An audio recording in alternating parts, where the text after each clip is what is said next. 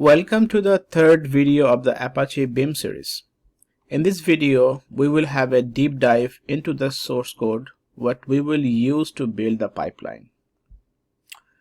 So earlier we have installed some softwares. So among them, one of them is GitHub Desktop.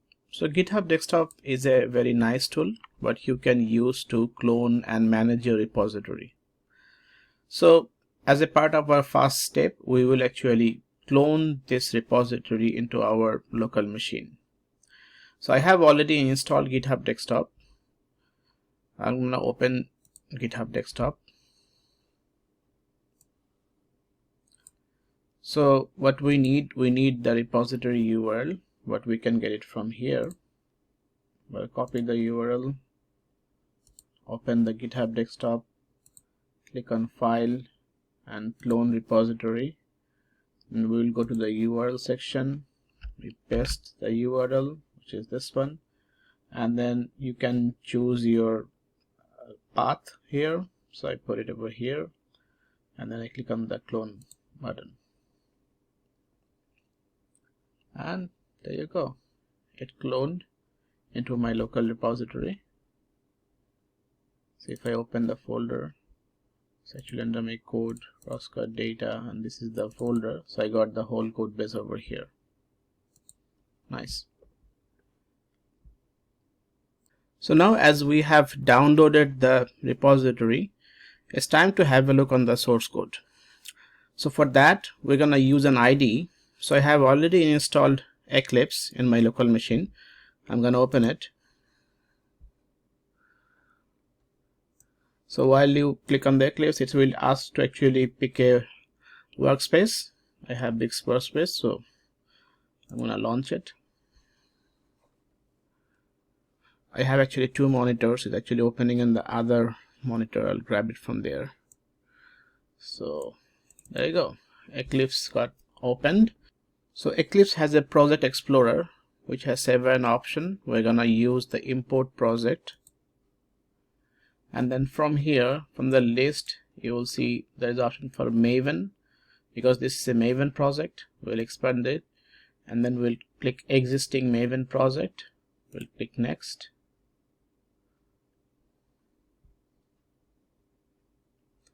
And then we will browse and show the repository where we downloaded. So this is the root folder. We'll just show it because we have the POM file inside here. It's not showing here. So we'll select folder and then it fetch the POM file. And then you click the finish, and then it will, you can see, it will start actually grabbing all the dependency from online. And eventually when it will reach 100%, you will see all the source code over here. Nice. So the import is done. Now we can expand the source code and have a look how is it looks like. Okay, so before going through the source code, I want to discuss a little bit about how we're gonna manage the source code.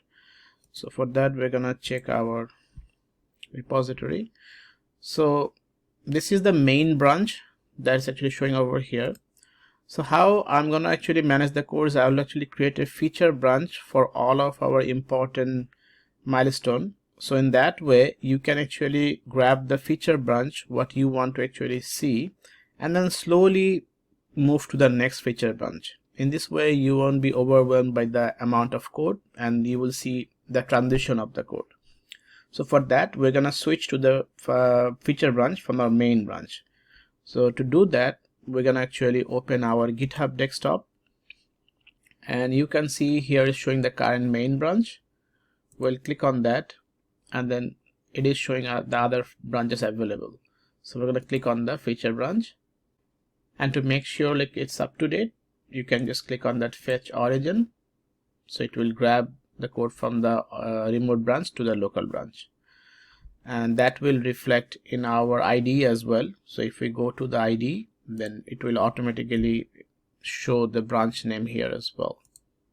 So right now it's showing main. So if you just right click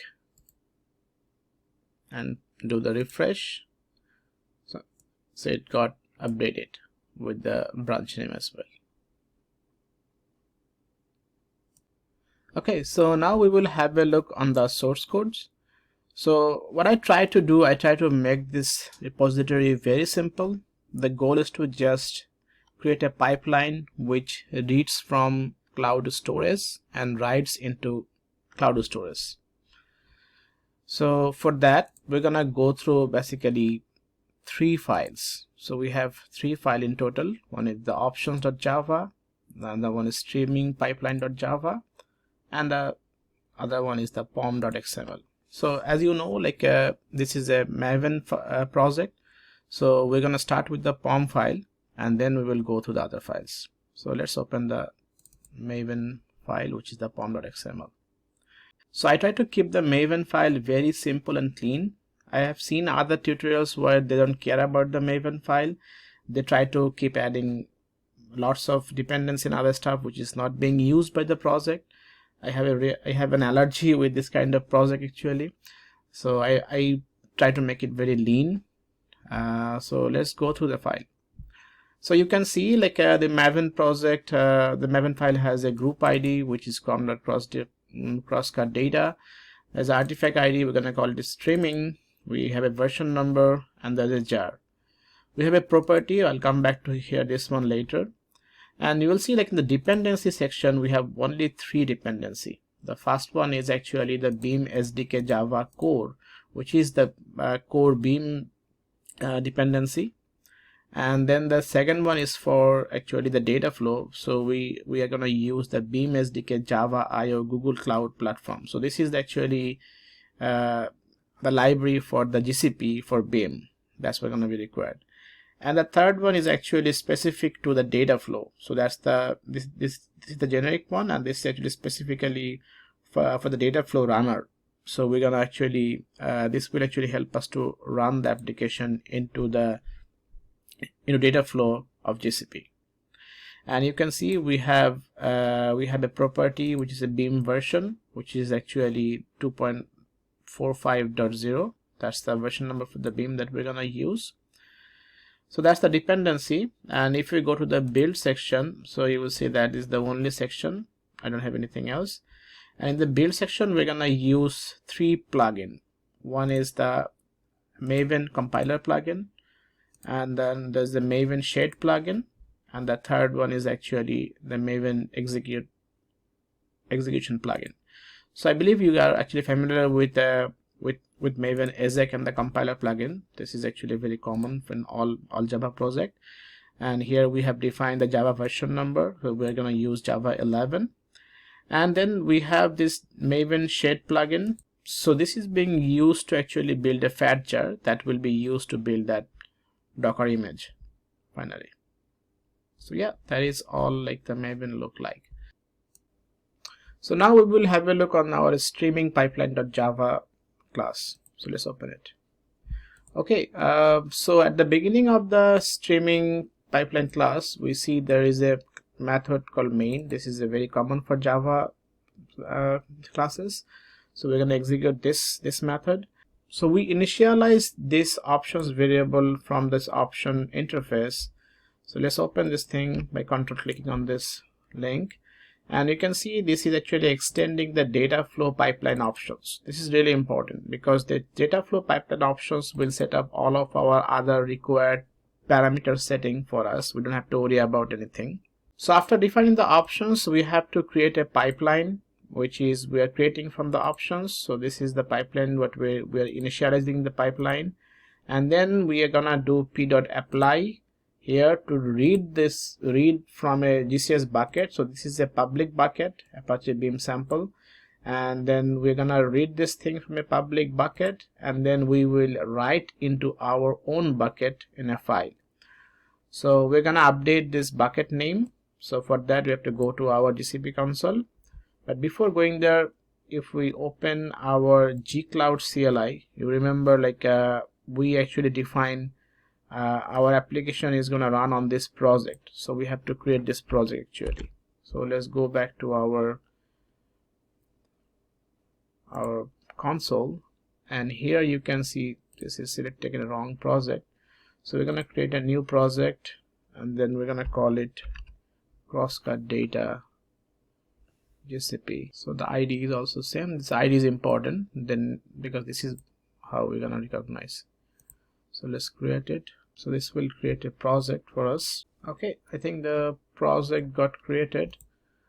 Let's switch to that project, crosscut data GCP, and then we will actually create a new bucket here,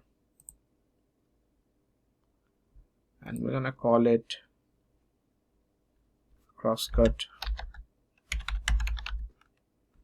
data.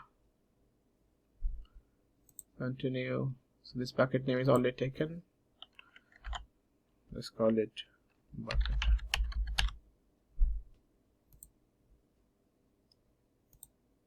We'll keep others as is, and we'll create one.